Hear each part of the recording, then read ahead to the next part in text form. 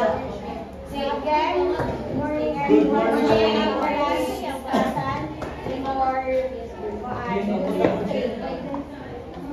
So my topic is all about food allergy and rehabilitation services. Wow. So guys, maybe everyone for the overview. As many as 15 million people have food allergies. An estimated 9 million or 4% of adults have food allergies. Nearly 6 million or 8% of children have food allergies, with young children affected most. According to study released in 2013 by the Centers of Disease Control and Prevention, food allergies among children increased approximately 50% between 1997 and 2011. Food allergy research and education. Okay, so based overview about food allergy, children are and young children are mostly the ones sila prone sa allergy because their immune system are still developing pa nila. Next is, what is food allergy? Food allergy is an abnormal response to a food triggered by the body's immune system. Okay, so thank you. So again, in other words, food allergy is an immune system reaction that happens after eating a certain food. Am I right? Yes! Yes! Okay, so how do allergic reactions work? Food allergies are proteins within the food that enter our bloodstream after the food is digested. Four allergens go to target organs such as skin, nose, etc. and cause allergic reaction. Okay, so thank you. So food allergies, are proteins in the food that enters our bloodstream after the food is digested. So we all know that food contains protein. So once if makakaon kita ng food which is pagkaon tara there, after that mag-digest sa atong sa blood, magtuloy siya mo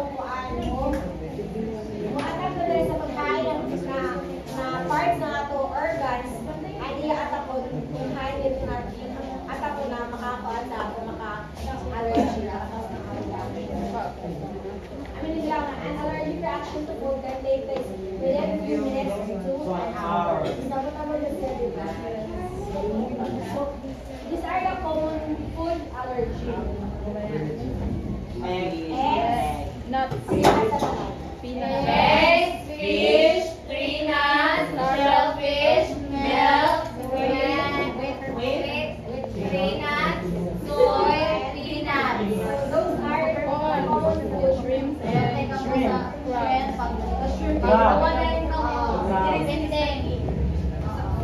Kailangan pa yan sa mga mabuha ng lobster, crabs, diba yan? Kaya isa ka immune system sa hindi siya mamaya kung tinalayaon sa better than So, these are the mild to moderate symptoms. skin reactions, hives, itching, or eczema. Ako nakatara ko ng eczema. Kapatay ka ko ito, ako bitaw nga di, nga sa master ako ito, yun, hindi bitaw nga. Eczema ito siya kay, kuhan, ako ba, kanang, kuhan ito yun, yung sobrang ito sa chicken, sa eggs, ito yung permit ko kain. So, ngayon, siya, tas, kuhan sa allergy siya sa kanang mga kuhan water na mga, kuhan na nga mga water bitaw. Mahugaw mga water na ng murag na. Kuhan na siya. contaminated. Gastrointestinal issues, nausea, vomiting, diarrhea, or abdominal cramps. Wala sa mamamaw ka na kuhaan kanina. Di ba mag-rashes ay magpapamukha, ang parts na yung kuhaan, yung body. Then, gastrointestinal issues yung magsuka ka, pati yung mga kuhaan. Sakitan ng tiyan. Next is Abdominal cramps. or stomach pain. Next is respiratory symptoms. Nasal Nasal congestion, sneezing or coughing. Sa skin sleep. Quasia, respiratory. Quasia, para pa rin nakamagpuan. Sa respiratory system, yun, tapos sa nasal congestion is wala siya partula, sa laon o na murag tubukahan yun ba? Sa respiratory mag-isip ko pag ng ginhawa. Swelling. Sa swelling yun, kuhaan, Para sa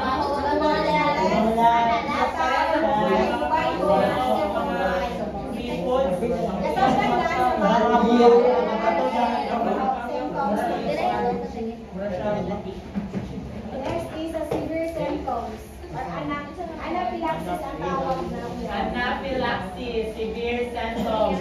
Difficulty breathing. Difficulty breathing. shortness of breath. One of which mga difficult ang breath is swelling of the throat.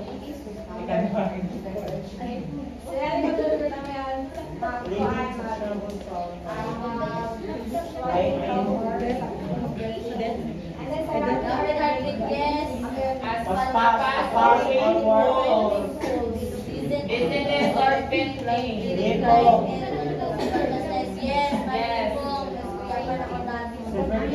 Blood pressure. How to avoid allergic reaction? Please read everyone. Read food labels carefully. Always seek out products that have an ingredient list. Watch out for cross-contamination. Okay, so sa read food labels is once na makuhaan ka mag-gawin Ingredients. You have to check the ingredients before you Yung or kapag yung mga tao, sinanasin na yung check ang mga labels.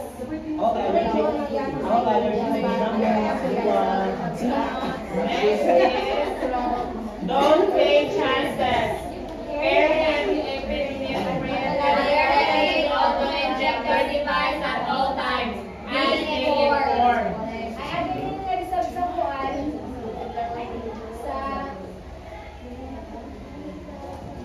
sa watch out for cross-contamination. Cross-contamination lang bitaw sa akin. For example, yung magluto ka bitaw na yung gigamit ng mga utensils sa yaon na nakuha ng mga ingredients din. Pasagulan sa kakaganso sa talahin, tapos pasagulan. So, isang gamay lang, mukhang gabi yung reaction gabi sa body. So, pa naman, di ko na yaon ko sa mga restaurant, lahigan po or isa niya sa mga homes ng mga plastic foods ka mo. So, i-aware na sila na meron yung bawal sa ingredient. So, dapat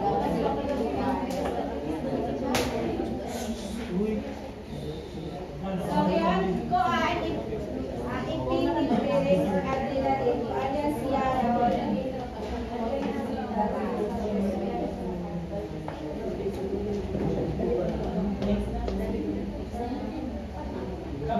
Be informed how to avoid allergic so, yan, ipinip